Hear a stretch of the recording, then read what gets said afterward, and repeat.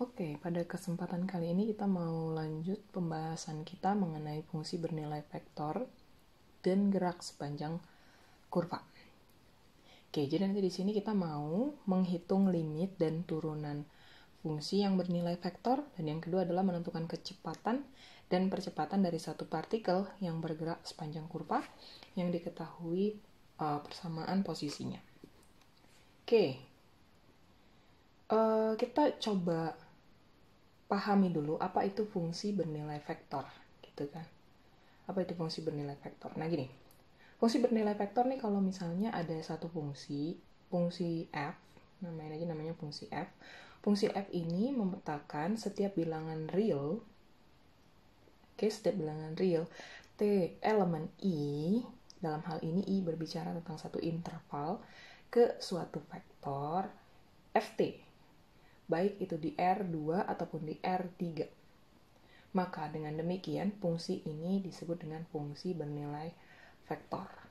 Atau dengan kata lain gini deh, kalau misalnya ada fungsi f ini memetakan bilangan-bilangan real kan gitu ya, bilangan-bilangan real t. Nah, hasil pemetaannya menjadikan dia vektor-vektor, baik itu di R2 maupun di R3 gitu ya. Jadi dari fungsi biasa, dari bilangan real kemudian diubah ke dalam vektor. Dalam artian kalau misalnya tadi fungsi awalnya dia nggak punya arah, dia hanya punya besaran, ke dalam fungsi bernilai vektor dia menjadi punya arah gitu kan. Oke, nah gini, kita punya contoh di sini ya. Diberikan ft sama dengan cos t sin t. Nah, ini adalah suatu fungsi bernilai vektor. Penulisannya biasanya fungsi bernilai vektor ini boleh pakai huruf tebal gitu ya, F-nya ini sebagai huruf tebal, atau kalau misalnya kalian nulis di buku bisa aja kan, nggak tersedia yang namanya fitur untuk membuat huruf jadi lebih tebal gitu. Nah bisa aja ini ditulisnya sebagai F, terus ada garis di atasnya kayak penulisan vektor biasa. Oke, didefinisikan sebagai cos t sin t. Dalam hal ini karena dia merupakan fungsi bernilai vektor, berarti berbicara tentang basisnya juga dong, ya nggak? Ada basis i dan ada basis j. Nah, kalau dituliskan seperti demikian ya, ada cos t, sin t, berarti cos t ini adalah untuk yang basis i, lalu dari itu sin t ini adalah untuk yang basis j, gitu kan? Oke, t-nya adalah satu interval. Dalam hal ini kita ngambil intervalnya dari 0 sampai dengan 2pi. Oke. Ini tadi ya, si ft ini merupakan fungsi bernilai vektor. Kalau misalnya kita gambarkan dalam suatu kurva, dia akan membentuk satu lingkaran. Oke, ambil aja contoh sederhananya, kalau Anda mengambil nilai t sama dengan 0, berarti ini kan jadi kayak cos 0 sin 0. Dalam hal ini kalau cos 0 sin 0, cos 0 kan sama dengan 1 ya. Dan gitu sin 0 sama dengan 0. Berarti ada di koordinat 1, 0. Kira-kira di sini ya. 1, 0. Terus misalnya lagi kita ngambil T-nya sama dengan pi per 2. T-nya sama dengan pi per 2. Nah, jadi cos pi per 2 sin pi per 2. Cos 90, sin 90. Cos 90 sama dengan 0 kan ya. Terus sin 90 sama dengan 1. Berarti di 0, 1. Oke, kira-kira di sebelah sini. Gitu dia ya. Nah, daerah nilai fungsi ini adalah lingkaran. Daerah nilai fungsi ini adalah lingkaran. Ini tadi ya. Yang pusatnya ada di titik 0,0 dan jari-jarinya adalah 1. Oke, atau mungkin kalau mau lebih formal ini bisa juga disebut sebagai unit lingkaran. Gitu ya. Unit lingkaran. Nah, tadi sedikit perkenalannya mengenai fungsi bernilai vektor, dan tentu saja si ini tadi kan ya, si ft ini tadi masing-masing dia akan mempunyai arah. Oke. Sekarang kita lanjut lagi. Saya punya di sini namanya limit fungsi bernilai vektor. Jadi fungsi bernilai vektor ini ternyata kita bisa tentukan juga limitnya. Nah, sedikit definisi formalnya, kalau misalnya kita tuliskan limit t mendekati c dari fungsi bernilai vektor ft sama dengan vektor L, ya. Ini syaratnya adalah apabila setiap epsilon lebih dari 0 terdapat delta lebih dari 0, sehingga selisih dari T dikurang C, oke, mutlaknya ini berada di antara nilai 0 sampai dengan si delta, oke, maka implikasinya adalah besar dari gitu kan ya, si FT dikurang dengan si L-nya nilainya akan kecil dari si epsilon ini tadi. Oke. Jadi secara intuitif kita tahu bahwa semakin dekat nilai dari T kepada C, maka akan semakin dekat pula si FT ke L. Ilustrasinya kayak gini nih. Jadi kalau misalnya ini FT, ini L, ya toh T-nya hampir sama dengan C. Oke, T-nya hampir sama dengan C. Jadi semakin dekat nilai T kepada C, yang dua titik ini juga bakalan makin dekat nih, kan gitu. Limitnya saling mendekati gitu kan, sehingga boleh didapatkan nilai dari limit FT ini akan sama dengan si L-nya, dengan kondisi di mana T-nya mendekati C. Oke, kira-kira demikian penjelasan untuk limit fungsi bernilai vektor. Nah, kita butuh teorema juga nantinya di sana. Kalau misalnya diberikan ada si FT sebagai fungsi bernilai vektor dan dia didefinisikan sebagai FTI ditambah GTJ, dalam hal ini artinya gini, fungsi bernilai vektor ini dia kan masing-masing itu basisnya ada yang di I sama ada yang di J. Katakanlah misalnya yang I ini punya fungsi FT. Kemudian yang basis J ini punya fungsi GT. Oke. Nah, F ini akan mempunyai limit di C. Jika dan hanya jika, gitu kan? F dan G mempunyai limit di C. Artinya, kalau kamu mau menentukan limit dari FT, berarti kamu juga harus menentukan limit dari si FT pada basis I, kemudian ditambah dengan limit dari GT pada basis J. Masing-masing limitnya itu ya diambil dari T yang mendekati C. Oke, gitu ya. Jadi nggak bisa hanya di FT saja atau hanya di GT saja, tapi kedua-duanya ini harus punya limitnya harus memiliki nilai. Oke, dan perhatikan di sana ada hubungan jika dan hanya jika. Artinya ini ekivalen juga arahnya kalau misalnya kita balikin. Artinya ketika F dan G mempunyai limit di C, implikasinya si fungsi bernilai vektor tadi, si F ini tadi, akan mempunyai limit juga di C, gitu ya. Nah, sebagai akibatnya, ya, akibat dari teorema di atas, fungsi bernilai vektor si F ini tadi akan continue di C. Jika dan hanya jika limit dari Ft untuk T mendekati C sama dengan si Fc, dengan F merupakan fungsi bernilai vektor. Oke. Baik, kalau gitu ada tambahan notes-nya di sana ya, bahwa hal ini juga berlaku untuk fungsi bernilai vektor di R3. Jadi nggak hanya di R2, di R3 juga berlaku. Ya bedanya kalau misalnya R3 berarti Anda cuma nambah apa nih? Basis K ya kan? Mungkin aja di sini FT-nya jadi apa? FTI plus GTJ plus HT dikali K gitu kan. Nah, udah jadi tinggal dikasih tambahan aja gitu kan di basis K. Nah, kita lihat dulu ya penggunaan dari teorema ini tadi di dalam satu contoh. Katanya gini, tentukan nilai F0 agar fungsi F yang didefinisikan sebagai fungsi bernilai vektor ya, Ft sama dengan sin T per T I ditambah 1 dikurang E pangkat T per T J. Oke, T-nya tidak boleh sama dengan 0.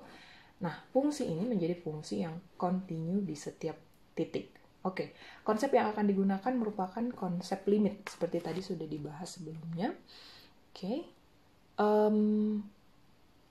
kenapa kita pakai konsep limit? Karena gini, kalau misalnya Anda nemu nilai dari limit fungsi bernilai vektor yang sebelumnya tadi disebutkan, ini akan mengakibatkan si f tadi continue di C. Berarti kan gini ya, idenya adalah menentukan limit dari ft untuk t mendekati C. Jika terdapat nilai dari limit tersebut, maka dapat disimpulkan bahwa si f ini continue di C. Oke. Nah, ini dia. Jadi tugas kita adalah menentukan limit dari si ft yaitu untuk t mendekati C. Kalau gitu C-nya apa yang diambil? Kebetulan yang di soal kan dimintanya ini F0. Nah, berarti C yang diambil adalah C sama dengan 0. Correct. Nah, kita kerjain kalau gitu ya.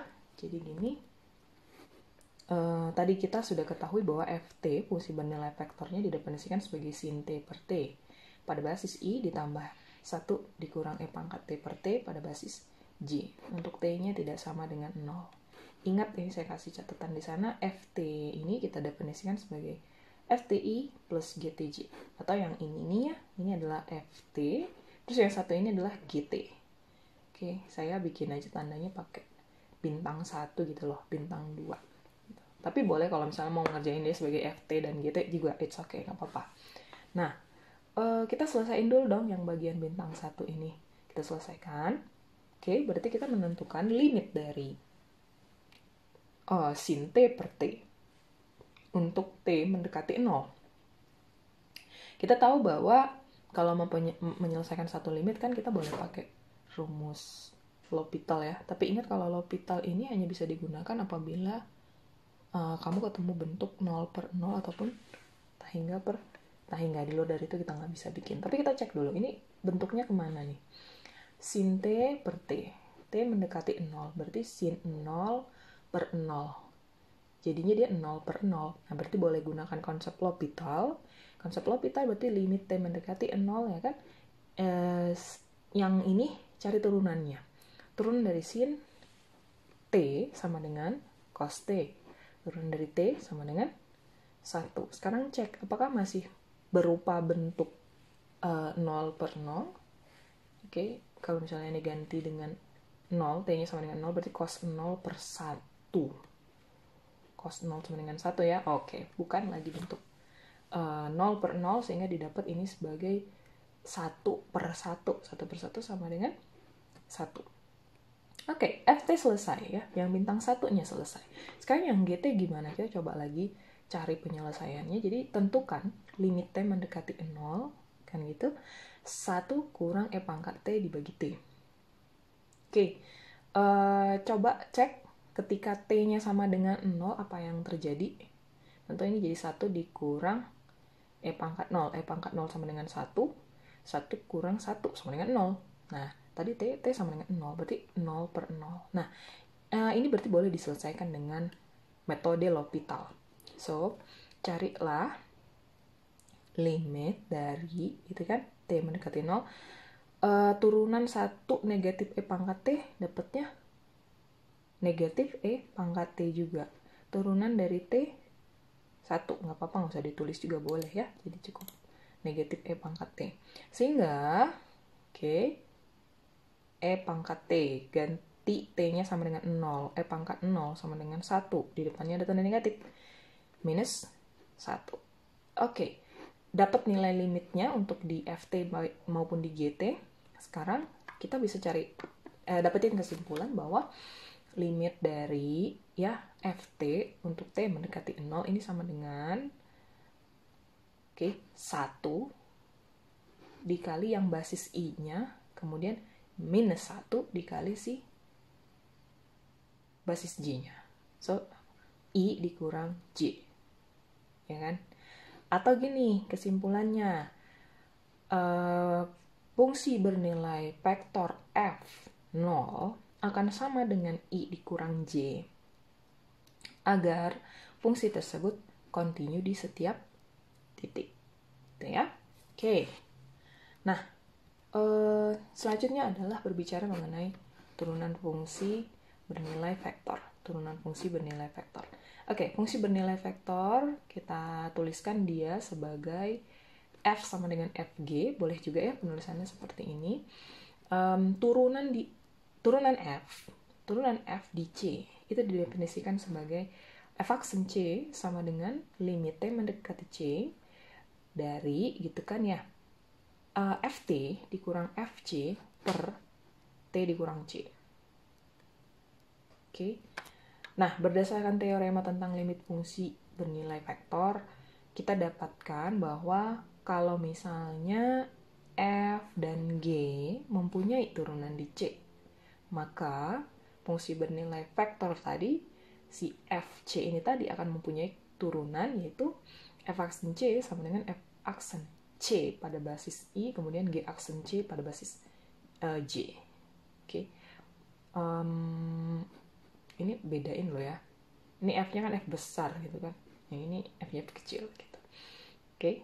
Nah, ini untuk fungsi bernilai vektor secara keseluruhan, secara umum. Tapi yang satu ini adalah berbicara di F fungsi yang di basis I. Oke, yang di vektor basis yang I. Nah, jadi sebelum ke soal, kita coba lihat dulu ada teoremanya ya. Teorema ini berbicara bahwa kalau misalnya ada F dan G mempunyai turunan, masing-masing F dan G ini merupakan fungsi bernilai vektor. Kemudian ada P sebagai fungsi skalar, dan fungsi skalarnya mempunyai turunan. Kemudian kita punya C. C ini skalar ataupun konstanta gitu ya. Maka yang pertama, turunan dari Ft plus Gt akan sama dengan F aksen T plus G aksen T. Oke. Yang kedua, turunan dari C dikali Ft akan sama dengan C dikali F aksen T. Oke. Kemudian yang ketiga, turunan dari Pt dikali Ft. Ya, ini kan kayak mengalihkan dia ya. Ini seperti U aksen V plus P aksen U gitu ya. Kebetulan ini dia but it's just the same lah, karena kan penjumlahan itu komutatif. PT dikali dengan si F aksen T ditambah P aksen T dikali dengan si FT. Kalau kita mungkin kalau nggak mau susah ngingetnya U aksen V tambah V aksen U, kita anggap aja ini jadi U, yang satu ini jadi V. Oke, mungkin nanti kita bisa nulis dia sebagai apa nih? P aksen T kemudian dikali dengan FT ditambah dengan F aksen T dikali si PT. Boleh aja, nggak apa-apa. Terus, turunan dari dot product FT GT.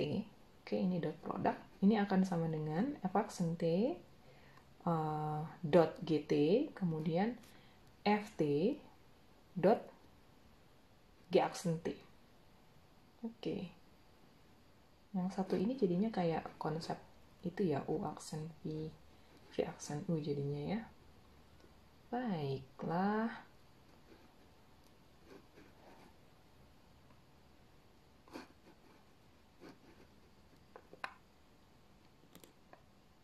Oke, kemudian yang kelima,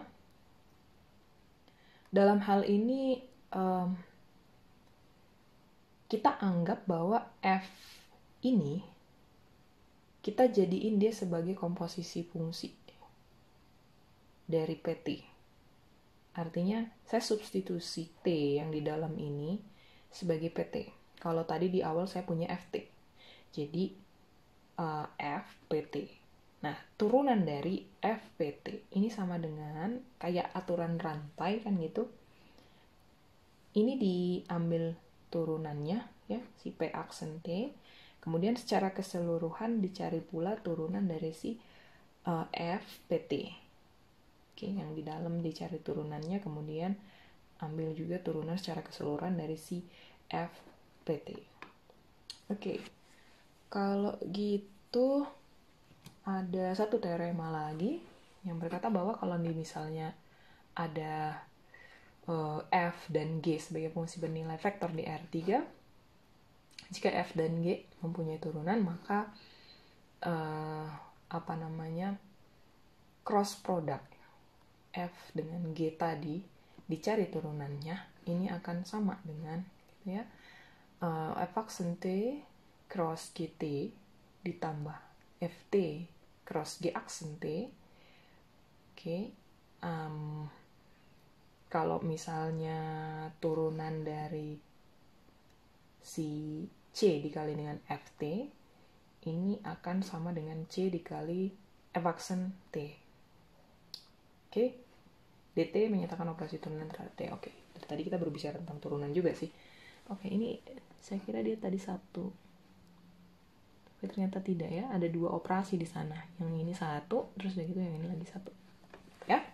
Oke. Nah, sebagai latihan ataupun sebagai contoh nih, kita punya fungsi bernilai vektor fungsi f yang didefinisikan sebagai berikut ya.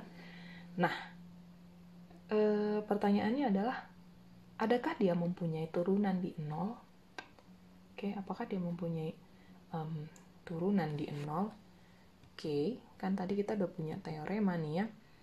Kalau dia mau tahu punya turunan atau tidak, Anda boleh gunakan konsep dari limit. Ya kan? Anda boleh gunakan konsep dari limit. Dalam hal ini, kita disuruh menentukan apakah dia mempunyai turunan di 0, berarti, bentar kita balik dulu se teoremanya tadi. Kita harus tentuin limit T mendekati 0 kan gitu ya. Ini F aksen 0 nanti. C-nya sama dengan 0.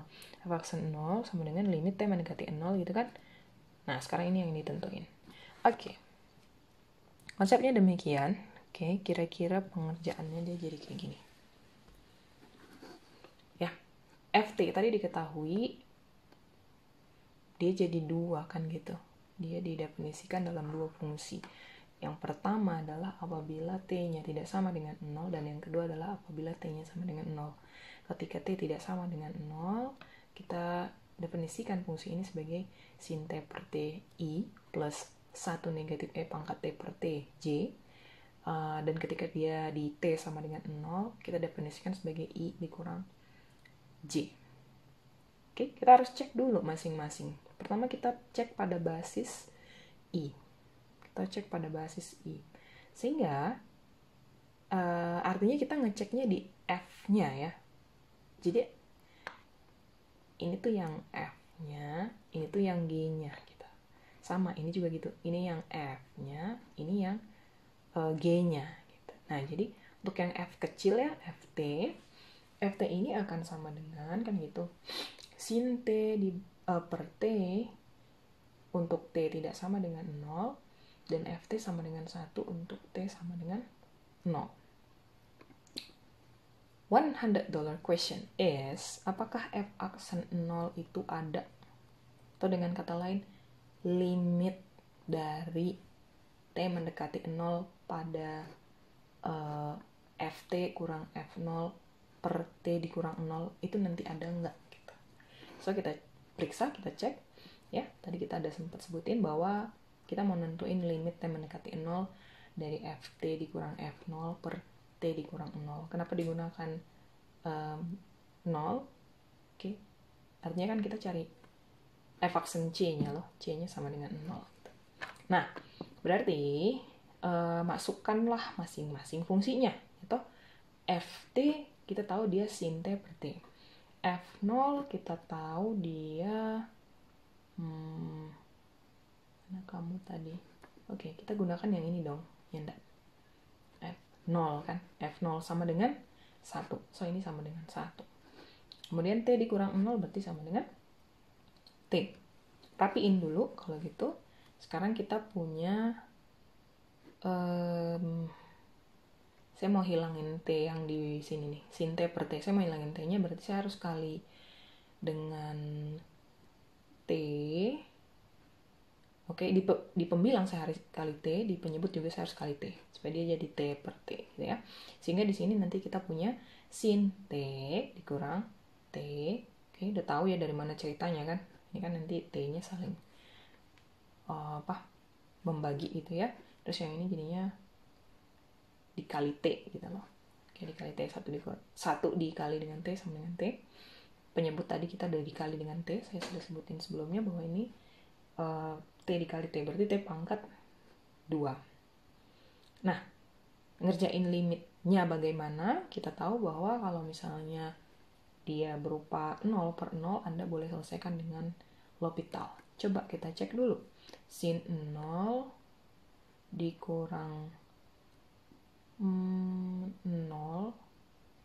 per 0. Udah pasti 0 per 0 ya. Berarti gunakan L'Hopital, artinya cari turunan dari si pembilang dan dari si penyebut. So, Anda punya di sini turunan dari sin tentu saja cos T ya. Terus udah gitu T dicari turunan berarti kan sama dengan 1. Habis itu T pangkat 2 cari turunannya berarti 2T. Kalau mau dicek lagi ini cos 0 dikurang 1 dibagi 2 kali 0. Ini jadi 0. Cos 0 masih 1 kan? Yep. Cos 0 masih 1. 1 kurang 1 sama dengan 0. Berarti 0 per 0. Oke. Ini berarti masih berupa bentuk 0 per 0. Masih boleh dilakukan L'Hopital. Sekali lagi, kalau gitu, turunkan cos T. Turunan dari cos T sama dengan negatif sin T. Sekarang 2T diturunkan sama dengan 2. Oke. Ini udah boleh dapat hasil akhirnya ya. Minus sin T minus 0. Ya kita anggap dia sebagai 0. Maka hasil akhirnya adalah si 0. Oke, sebagai kesimpulan, F aksen 0-nya ada. Oke, F aksen 0-nya ada. Berarti ada turunan F untuk nilai C-nya sama dengan 0. Tapi ini kan masih ceritanya masih di F ya. GT gimana kalau gitu? Oke, sekarang cerita kita di GT. Untuk yang basisnya J ya. So, GT-nya sama dengan 1 negatif E pangkat T per T. Dan sama dengan min 1.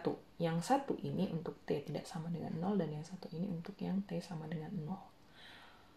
Pertanyaan yang ditanyakan di sana adalah, adakah nilai dari G aksen 0? Oke, berarti kita ngecek dengan menggunakan konsep limit sama dengan yang sebelumnya juga, yaitu limit ya.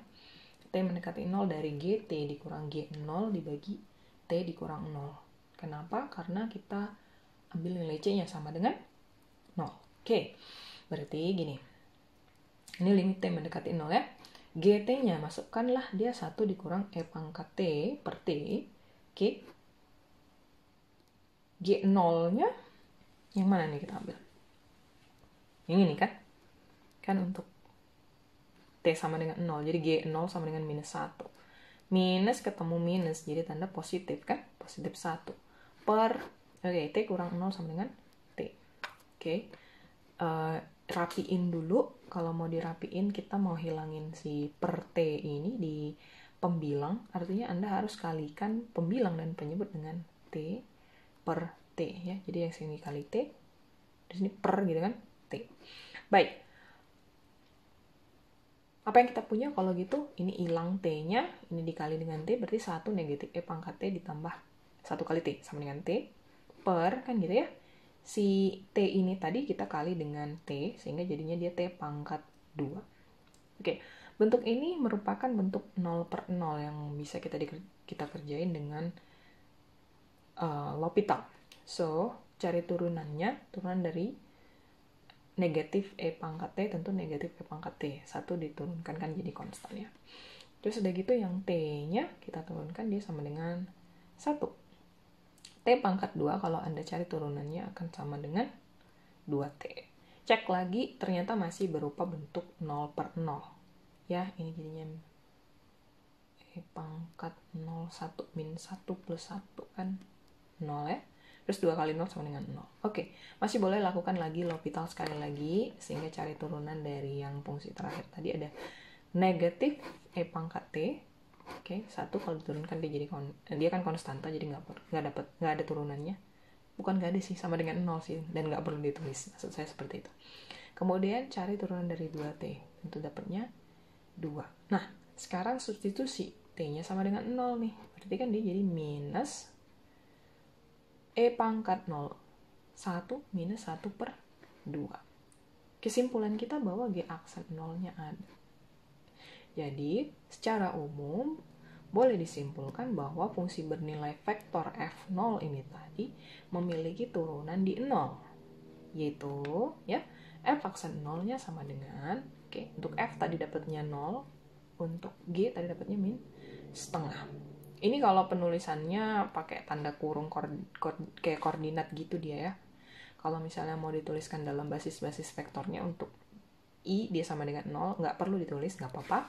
Berarti kita tinggal tuliskan yang di basis vektor yang J. Jadi minus setengah J. Nah. Ini ada contoh lagi. Ya, diberikan Ft sama dengan cos T sin T.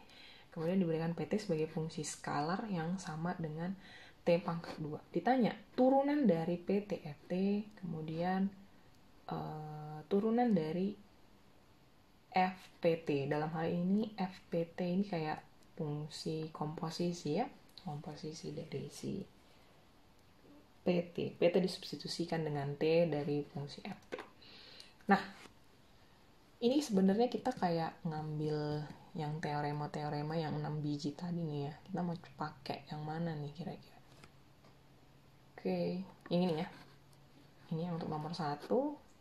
Kemudian yang satu ini untuk yang nomor 5. Ini yang untuk nomor 2. Hanya 2 teorema kalau gitu. Nah, pengerjaannya dia kayak gini. Kita tahu bahwa Ft sebagai fungsi bernilai vektor didefinisikan sebagai cos T sin T. Kalau mau dituliskan dalam penulisan masing-masing basisnya, Anda boleh tuliskan kembali sebagai cos T I ditambah sin T J. Saya ingatkan kalau mau menuliskan dalam vektor ya, I-nya ini harus pakai garis, J-nya juga harus pakai garis. Fungsi bernilai vektor yang F ini juga sama, harus ada garisnya. Jadi untuk ngebedain dia dari fungsi F yang biasa gitu. Jadi kalau ada fungsi skalar nggak perlu ditulis gitu. Jadi kita bisa bedain yang mana bernilai vektor dan yang mana yang skalar, yang biasa. Nah, pertama kita coba kerjain dulu yang soal 1 ya. Ditanya turunan dari Pt Ft. Boleh pakai teorema yang di sana, boleh silahkan, atau mau pakai yang saya bilang tadi ya, dia kayak biar nggak susah aja ngingetnya gitu maksud saya tadi. Jadi dianggap aja nih U ini P gitu kan, U aksen P plus P aksen O. Jadi P aksen T Ft, kemudian F aksen T Pt. Cari turunan dari Pt. Kalau diketahui Pt sama dengan T pangkat 2, berarti turunannya adalah 2T. Masukkan fungsi Ft. Fungsi Ft diketahui cos Ti plus sin Tj. Selesai yang bagian sebelah sini. Kemudian kita ke bagian yang sebelah sini. Kita punya yang namanya turunan dari Ft dikali dengan Pt. Turunan dari Ft berarti ini diambil turunannya. Cos T turunannya adalah negatif sin T. Jangan lupa basis I. Terus sin T ini turunannya adalah cos T. Jangan lupa ada basis J. Dikali sama si PT. PT sama dengan T pangkat 2. Kalau gini udah tinggal ngerapiin doang nih, yang mana yang di basis I, yang mana yang di basis J. Kita tahu kalau misalnya ini dikaliin ke dalam, kita dapat apa? 2T cos T. Jadi yang basis I-nya saya tulis terpisah. Saya punya 2T cos T. Kemudian di sebelah sana juga saya punya ada negatif sin T I dikali dengan si T pangkat 2. So, ini jadi negatif, kan gitu ya. T pangkat 2 sin T. Kedua-duanya ini berada pada basis I. Jadi saya tuliskan di basisnya ini, saya tulis di luar sini. Habis itu yang di basis J, kita punya, ini kalau dikali ke dalam, dia jadi apa nih? 2T sin T J, ya. Jadi saya tuliskan dia sebagai 2T sin T. Habis itu saya punya yang satu ini nih, cos Tj dikali dengan T pangkat 2. Dapat dituliskan kembali sebagai ditambah gitu ya, jangan lupa ini ada tanda tambah. Tambah T pangkat 2 cos T. Basis Anda ada di J. Gitu ya. Nah, yang nomor 2 sekarang, yang diminta adalah turunan dari FPT. FPT dalam hal ini adalah fungsi komposisi FT terhadap si PT. Berarti Anda harus cari dulu dong FPT-nya ya. Kalau diketahui FT tadi adalah cos T sin T, kemudian PT-nya tadi diketahui sama dengan T pangkat 2, berarti fungsi komposisi FPT dinyatakan sebagai cos, gitu kan? Ini diganti dengan T-nya diganti dengan si PT punya. PT tadi T pangkat 2, berarti cos T pangkat 2 gitu ya. Terus udah gitu sin T pangkat 2. Oke, cos T pangkat 2 sin T pangkat 2. Ini pengerjaannya sedikit berbeda dengan yang satu ini. Tapi ini cuman masalah penulisan aja. Kalau nggak sebenarnya maknanya sama aja gitu ya. Nah, turunan dari fungsi komposisi boleh gunakan konsep aturan rantai. Jadi tadi aturan rantai gimana? P aksen T kan gitu ya. Dicari P aksen T dikali dengan gitu kan si turunan FPT. Oke. Kalau gitu P aksen T sama dengan 2T, bener nggak? Ya, P aksen T sama dengan 2T. Terus turunan dari FPT sama dengan yang ini dulu ya, kita berbicara yang I dulu. Turunan dari FPT berarti sama dengan negatif sin T pangkat 2. Oke, kalikan kedua-duanya sehingga Anda dapat negatif 2T sin T pangkat 2. Oke, negatifnya datang dari tanda si ini ya, tanda sin ini kan tandanya tanda negatif di depannya. Baik, selesai. Ini yang basis I. Sekarang yang basis J. P aksen T dikali dengan si turunan FPT. Balik lagi ya ke yang tadi lagi ya.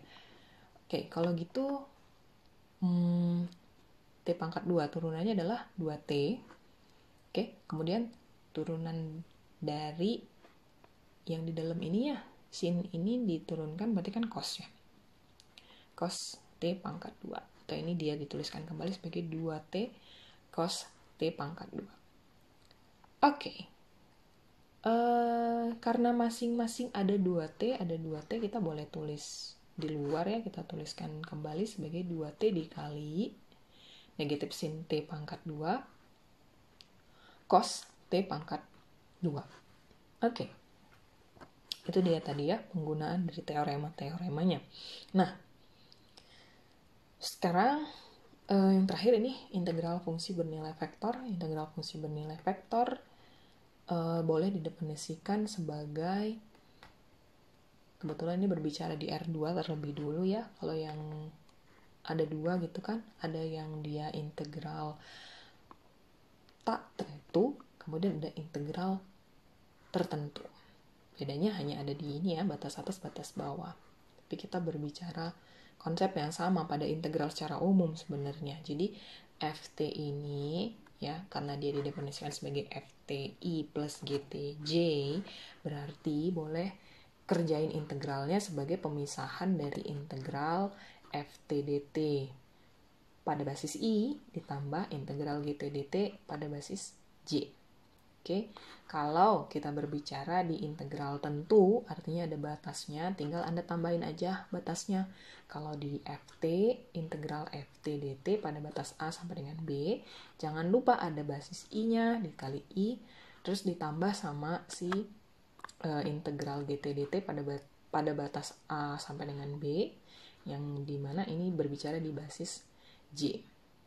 Oke, ini kalau di R2. Nah, tapi nanti kalau misalnya di R3, ini sebenarnya didefinisikan serupa. Bedanya adalah kita cuma nambahin apa nih?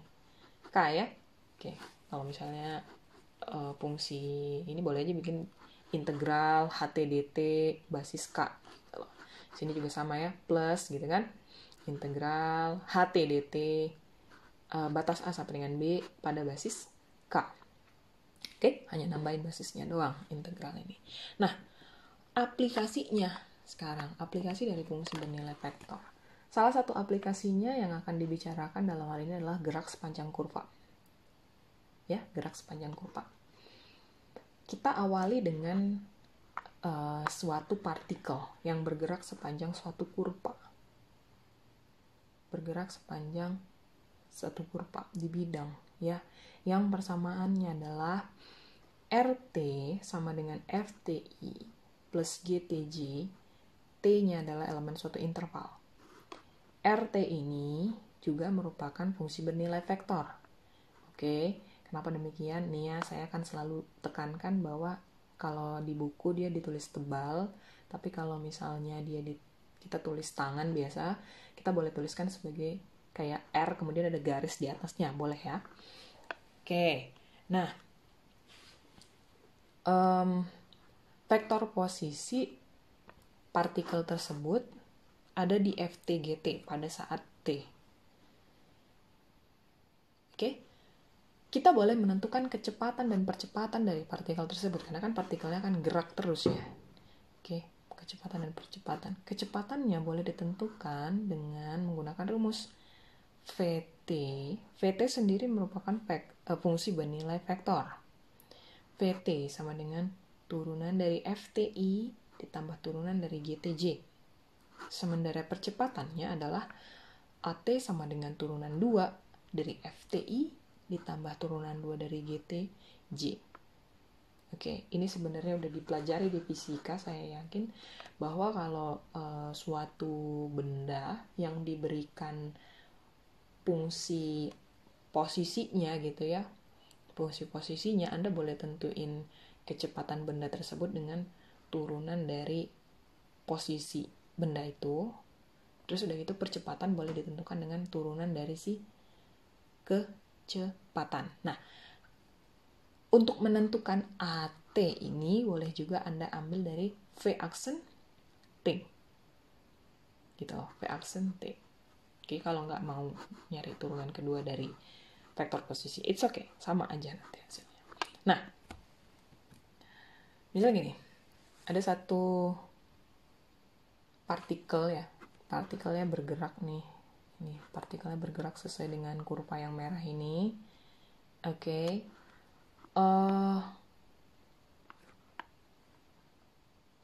RT-nya adalah vektor posisi. Tadi udah disebutin vektor posisi. Vektor posisi yang bisa ditentukan dengan menentukan koordinat dari si RT pada masing-masing basis I dan J.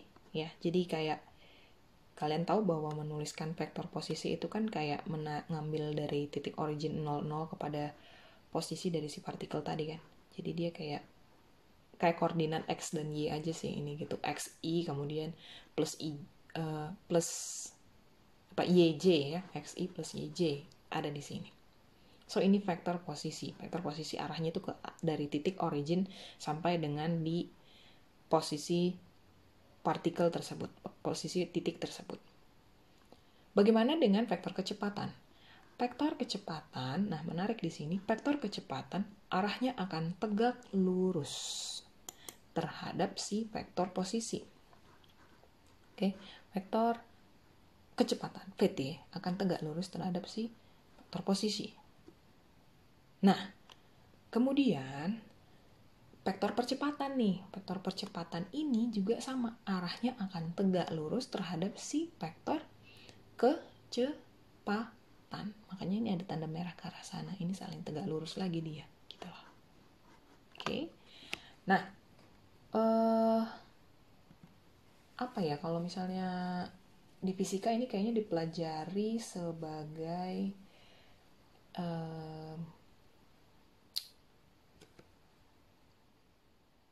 bumi loh. Gerakan bumi itu kalau dia berputar kan ya, berputar mengelilingi matahari, ada satu gaya ya kan yang mengarah secara tegak lurus mengarah ke arah how do you say it ya? Oke, yang tegak lurus dah dia pokoknya ya dengan kecepatan tadi ya yang mengarah ke dalam jadinya gitu loh, mengarah ke arah mataharinya yang menyebabkan bumi ini tetap berada di porosnya. Jadi karena adanya si percepatan sentrifugal itu tadi gitu. Jadi makanya dia nggak bisa keluar kan dari poros orbitnya ini gitu loh. Oke, itu pembahasan mengenai fisika, dan mungkin ada yang lebih tertarik untuk membahas lebih lanjut, silahkan. Saya hanya kasih gambarannya doang. Nah, sebagai contoh nih ya, gini ya, ada partikel. Partikel ini bergerak di bidang. Tentu dia punya persamaan dong, kan? Kita kasih persamaannya adalah RT sama dengan cos 2T sin T. RT sama dengan cos 2T sin 2T. Oke, T lebih dari 0.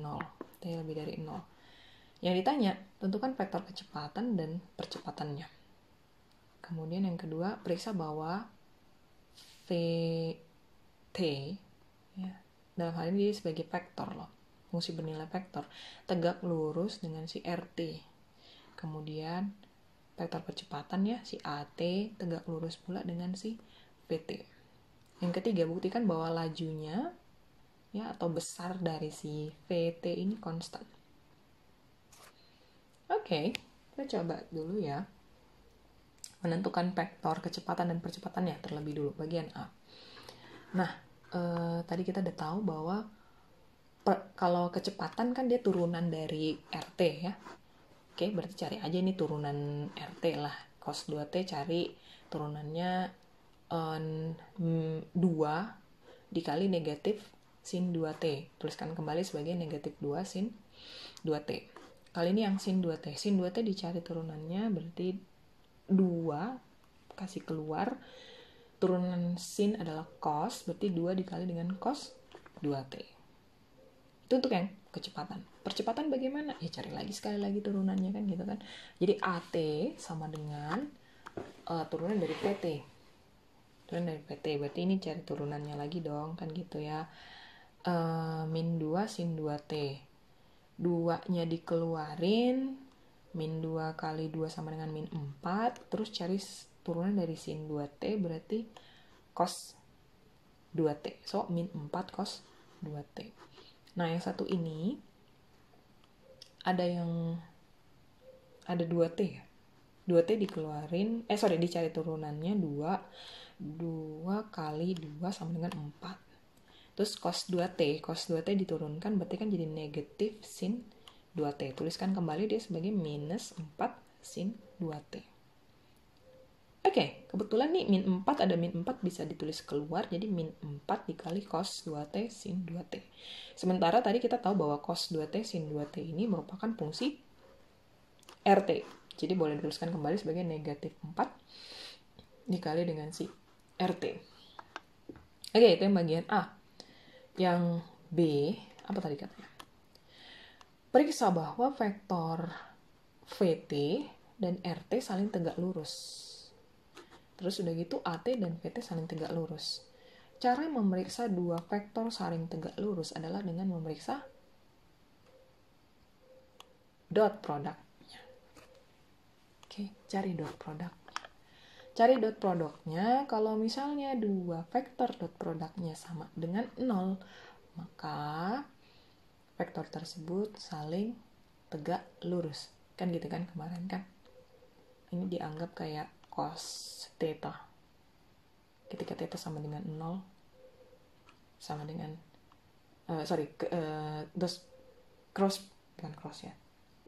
dot produk dari kedua vektor ini akan sama dengan 0. Ya berarti kita harus menunjukkan bahwa VT dot RT sama dengan 0. Gitu? VT dot RT, masukin aja ini VT dan RT-nya tadi kan gitu ya. Biasanya kalau misalnya di dot product kita ngaliin yang sama-sama basisnya dikaliin dengan yang sama-sama basisnya. Oke, karena tadi didefinisikan V.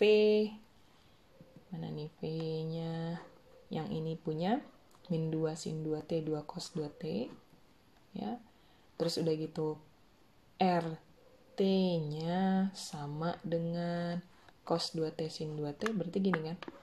Ini kali sama yang ini karena basisnya sama-sama I. Yang satu ini kali sama yang ini, gitu kan? Min 2 sin 2T cos 2T terus ditambah 2 cos 2T kali sin 2T. Oke, min 2 cos 2T kali sin 2T terus begitu 2 cos 2T dikali sin 2T. Oke. Ini sebenarnya ditengok-tengok pun udah tahu nih, hasilnya kan sama dengan 0 kan. Toh ini min 2. Ini plus 2 gitu loh. Yang Anda kaliin kan cos 2T sin 2T. Cos 2T sin 2T. Makanya jadinya sama dengan 0. Jadi terbukti gitu. Terbukti bahwa vektor posisi terhadap vektor kecepatan arahnya ini saling tegak lurus. Sekarang yang ini, yang vektor percepatan dengan vektor kecepatan akan ditunjukkan pula bahwa dot produknya akan sama dengan 0 ya. Udah tahu ya dari mana tadi kan AT-nya kan? AT tadi diberikan ini loh. Min 4 cos 2T, min 4 sin 2T.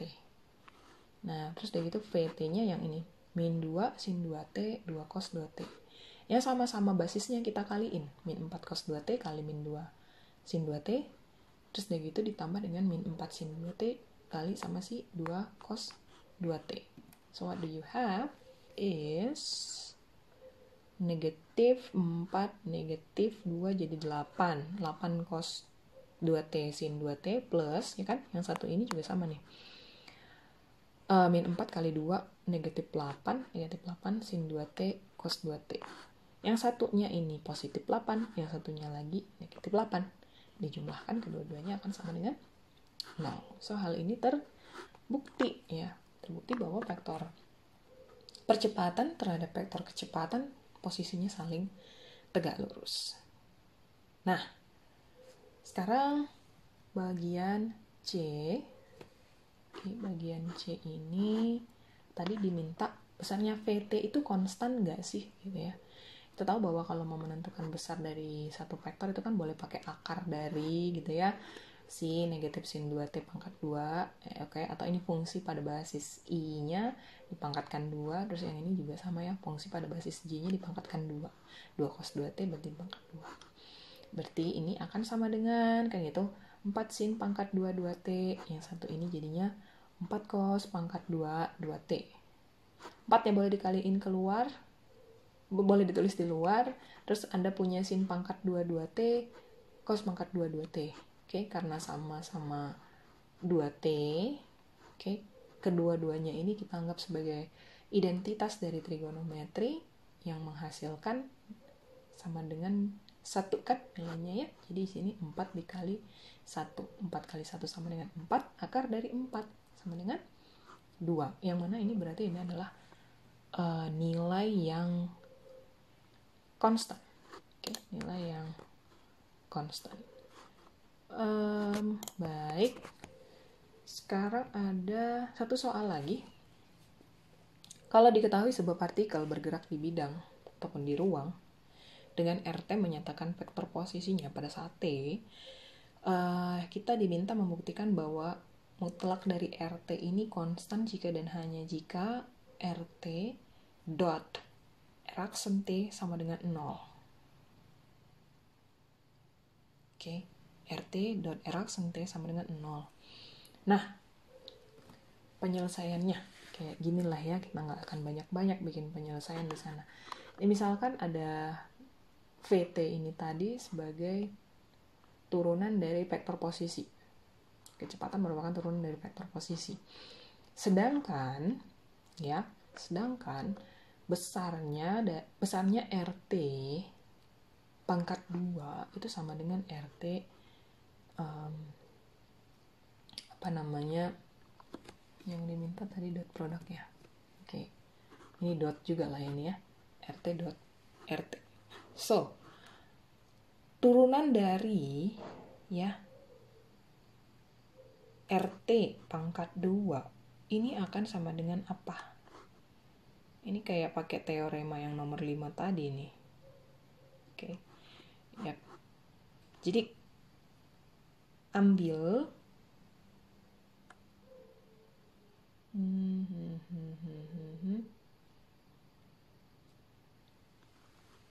kayak aturan rantai gitu kan, bener ya? Oke, 2 kan gitu kan turunan dari si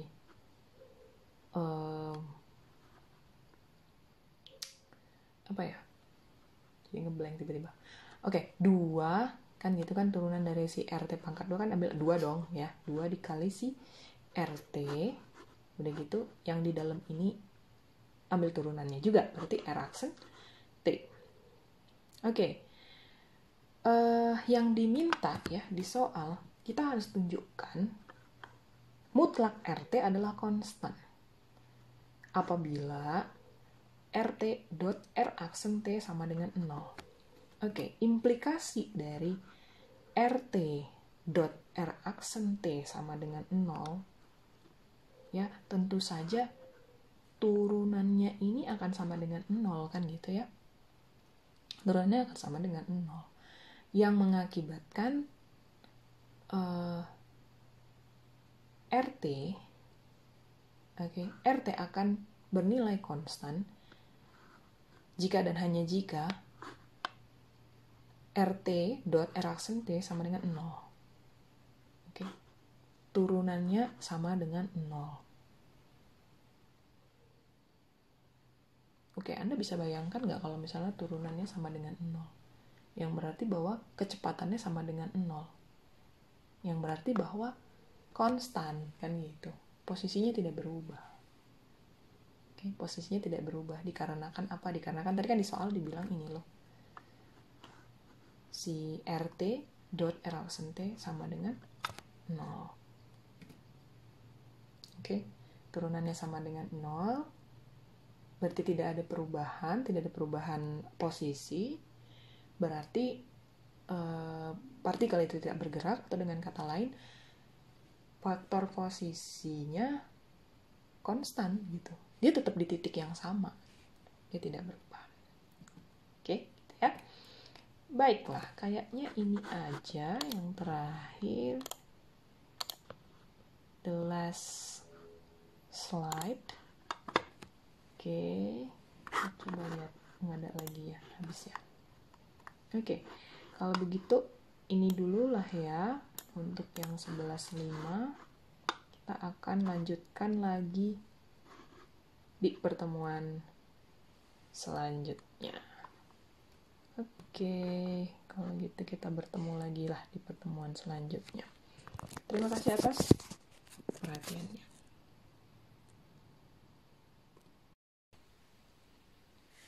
Pada kesempatan kali ini kita mau lanjut pembahasan